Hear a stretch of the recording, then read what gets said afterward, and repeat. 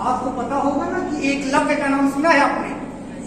एकलव्य एक ऐसा धनुर्धर हुआ जिसने सुना कि द्रोणाचार्य नाम के गुरु विश्व के अप्रतिम योद्धाओं के गुरु है और जिसको सिखा देते हैं धनुर्विद्या, धनुष चलाने, वो विद्वान हो जाता है। पहुंचते हैं गुरु द्रोण के पास और गुरु द्रोण उन्हें मना कर देते हैं और वो कहते हैं कि मैं राजकीय गुरु हूं, मैं केवल राजकीय परिवार के लोगों को सिखाता हूं। अंत में क्या हुआ? एकाग्रता थी, लगन था और धनुर्विद्या प्राप्त करने का जो जज्बा था छोड़ा नहीं उन्होंने। और एकलव्य अपने कुटी के पास आते हैं जंगल में और एक मूर्ति बनाते हैं। किसकी मूर्ति? मूर्ति बनाते हैं, वो गुरु द्रोणाचार्य की मूर्ति बनाते हैं। किसकी मूर्ति?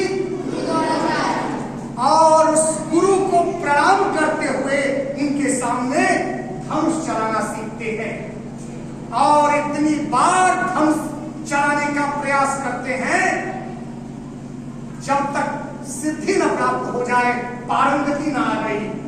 अंत में क्या हुआ? विश्व के सबसे बड़े धनुर्धर को भी हराने में वह निपुण थे। और जब यह बात गुरु द्रोणाचार्य को पता चलती है तो बुला करके उनसे संकल्प लेते हैं कि देखो, धनुर्धर बना रहने दो राजपुत्रों को। तो सोच लीजिए, जब एक मिट्टी के पुतले को सजा करके गुरु मान करके विश्व का सबसे बड़ा धनुर्धर बना जा सकता है, तो आप लोगों के समझ से ये देव तुल्य, भगवान तुल्य सजीव गुरु हैं जिससे आप पूछ लेते हैं। उन लोगों को भगवान मान करके अगर आपने कुछ सीखना प्रारंभ कर दिया तो मुझे नहीं लगता कि धरती का कोई ज्ञान, विज्ञान, संस्कृति, संस्कार है जो आपसे दूरी बना पाएगा। आज देखिए आपके सामने संस्कार शाला में इस किशोर के मन की बात, कितना बेहतर टाइटल दैनिक जागरण के द्वारा दिया गया। दैनिक जागरण जानते हैं ना, क्या है बताइए? एक बहुत बड़े समाचार पत्र का नाम है। नाम क्या है? दैनिक और जागरण। नाम यही क्यों?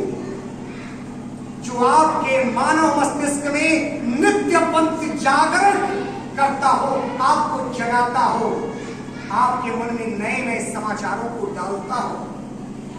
और आज के दौर में अगर आपको बढ़ना है तो समाचार पत्रों से जुड़े रहना पड़ेगा। अभी तो आप बच्चे हैं, केवल किताबों से जुड़िए। थोड़ा जब आगे बढ़ेंगे तो जब आईएएस बनना होगा, पीसीएस बनना होगा, आईपीएस बनना होगा, सीएमटी की तैयारी करनी होगी, तो 1 घंटे कम से कम प्रतिदिन आपको समाचार पत्र पढ़ना पड़ेगा। जैसे आप उठो सवेरे, रगड़ नहाओ, माता पिता के छुओ पैर, कभी किसी से करो न बैर, इससे बढ़िया कौन पढ़ाई छठते कह दो, वो सीखना पड़ेगा। अब आई पढ़ने की बात, तो पढ़ने के लिए केवल